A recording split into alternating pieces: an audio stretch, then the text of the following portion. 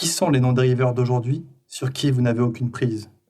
Je n'ai le contrôle d'aucun non-dériveur, du présent ou du passé. Je contrôle les faibles, pas ceux qui pensent de leur propre chef. Continuez. Et décrivez-nous un dériveur typique. Donnez-moi votre description point par point, afin que je puisse reconnaître un dériveur quand je le verrai. La première chose que vous remarquerez chez le dériveur est l'absence totale d'un but dans sa vie. Il brillera par son manque de confiance en lui. Il n'acceptera jamais rien qui requiert pensée et effort. Il dépend tout ce qu'il gagne, voire plus, s'il peut obtenir un crédit. Il sera malade ou souffrant pour des raisons réelles ou imaginaires, et reviendra juré par le ciel s'il souffre de la moindre douleur. Il aura peu ou pas d'imagination. Il manquera d'enthousiasme et d'initiative pour commencer toute chose qu'il n'est pas obligé d'entreprendre.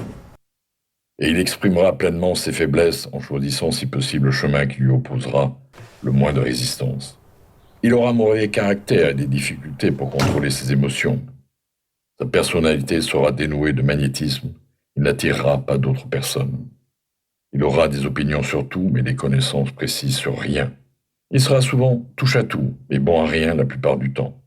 Il négligera de coopérer avec ceux qui l'entourent, même ceux sur qui il dépend, que ce soit pour son toit ou ses repas. Il fera la même erreur encore et encore, sans jamais profiter de ses échecs. Il sera étroit d'esprit et intolérant sur tous les sujets, prêt à crucifier ceux qui ne sont pas d'accord avec lui. Il attendra tout des autres, mais ne voudra donner que peu ou pas du tout en retour. Il commencera beaucoup de choses, mais en terminera très peu. Il sera lourd dans ses condamnations du gouvernement, mais il ne vous dira jamais comment il peut être amélioré. Il ne prendra jamais de décision sur quoi que ce soit tant qu'il pourra l'éviter, et s'il est forcé d'en prendre une, il retournera sa veste dès la première opportunité. Il mangera beaucoup et ne fera que peu ou pas d'exercice. Il prendra volontiers un verre d'alcool avec quiconque daigne bien lui offrir. Il pariera s'il peut le faire, en dessous de table. Il critiquera les autres qui réussissent dans la vocation qu'ils ont choisie. En bref, le dériveur travaillera plus durement pour mieux éviter de penser que beaucoup d'autres gagnent bien leur vie. Il préférera mentir plutôt que d'admettre son ignorance sur quelques sujets. S'il travaille pour les autres, il les flattera en face pour mieux les dénigrer dans leur dos. Vous m'avez donné une description pour le moins graphique du dériveur. Décrivez-moi cette fois, s'il vous plaît, le non-dériveur afin que je le reconnaisse quand je le verrai. Le premier signe d'un non-dériveur est ceci. Il est toujours engagé sur une chose bien précise, par quelques plans réglés avec précision. Il a un but majeur dans la vie, sur lequel il travaille sans cesse, et des objectifs mineurs qui mènent tous à son but principal. Le ton de sa voix, la rapidité de son pas, l'étincelle dans ses yeux, la vitesse dans ses prises de décision, le marquent clairement comme une personne qui sait exactement ce qu'elle veut et qui est déterminée à l'obtenir. Peu importe le temps que cela lui prendra ou le prix à payer. Si vous lui posez des questions, il vous donnera des réponses directes et ne s'abaissera jamais à tenter d'y échapper ou à recourir à quelques subterfuges. Il accorde de nombreuses faveurs aux autres, mais en accepte modérément ou pas du tout. Il se trouvera en première ligne, que ce soit au milieu d'un jeu ou sur le champ de bataille d'une guerre. S'il ne connaît pas les réponses, il le dira franchement. Il a une bonne mémoire, n'offre jamais d'alibi pour ses défauts. Il ne blâme jamais les autres pour ses propres erreurs, qu'ils le méritent ou pas. Il est souvent connu comme un grand fonceur, mais dans les temps modernes, on l'appelle le grand donneur. Vous le trouverez en ville en train de diriger la plus grosse entreprise, vivre dans la meilleure rue, roulant de la plus belle voiture, faisant rayonner sa présence partout où il se trouve. Il est source d'inspiration pour tous ceux qui rentrent en contact avec son esprit. La caractéristique majeure qui le distingue du non-dériveur est celle-ci. Il possède un esprit qui lui est propre et il l'emploie pour toutes les raisons possibles. Le non-dériveur est-il né avec quelque avantage mental, physique ou spirituel dont le dériveur est dépourvu? Non, la différence majeure entre le dériveur et le non-dériveur est quelque chose d'également disponible à chacun d'entre eux. C'est simplement le droit prorogatif d'utiliser son propre esprit et de penser par lui-même. Quel bref message enverriez-vous au dériveur typique si vous souhaitiez le guérir de sa mauvaise habitude? Je l'exhorterai à se réveiller de donner Donnez quoi? quelque forme de service utile au plus grand nombre de personnes possible.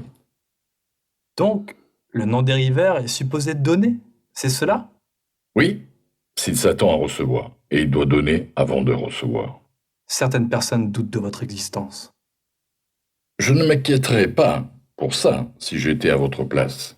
Ceux qui sont prêts à se délivrer de l'habitude de dériver reconnaîtront l'authenticité de cette interview par la validité de ses conseils.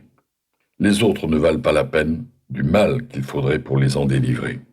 Pourquoi n'essayez-vous donc pas de m'empêcher de publier cette confession que je suis en train de vous arracher? Parce que cela serait le moyen le plus sûr de garantir que vous la publiez. J'ai un bien meilleur plan que d'essayer de supprimer la publication de ma confession. Je vais vous encourager à continuer à travailler sur ma parution. Et puis, je m'asserai et vous regarderez souffrir quand certains de mes fidèles dériveurs commenceront à faire chauffer les choses pour vous. Je n'aurai pas besoin de nier votre histoire. Mes congénères feront cela pour moi, vous verrez. L'auteur savait que cette opinion serait un des aspects les plus controversés de ce livre. En fait, sa femme était si inquiète sur la manière dont le livre serait reçu qu'elle lui fit promettre de ne jamais le publier. C'est aujourd'hui, bien après sa mort, que la famille a accepté de partager ce manuscrit avec le reste du monde. Je vous encouragerai à suivre les arguments de Hill au sujet du fonctionnement de l'éducation nationale et des éducateurs religieux, puis de décider par vous-même. Pensez-vous aux jeunes enfants à la maternelle ou à l'école primaire? Ils sont pleins d'enthousiasme et volontaires pour tout ce qui leur est proposé, alors qu'ils lèvent le doigt, excités par leur volonté d'apprendre. Faites un bond 10 ans plus tard et repensez à ces mêmes enfants, maintenant devenus lycéens.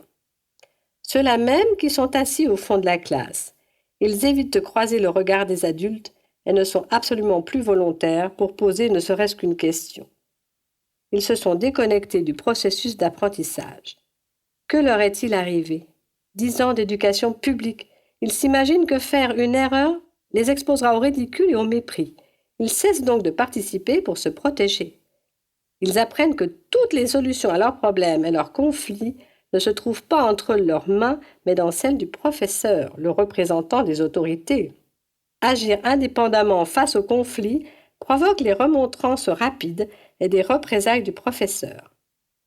Les enfants sont ainsi découragés de penser par eux-mêmes et endoctrinés à adhérer au concept qu'ils sont incapables de résoudre leurs problèmes. Alors qu'il existe de nombreux professeurs excellents, les critiques de Hill semblent être corroborées par l'état de l'éducation d'aujourd'hui. Si vous êtes d'accord avec lui, que pensez-vous que nous puissions y faire?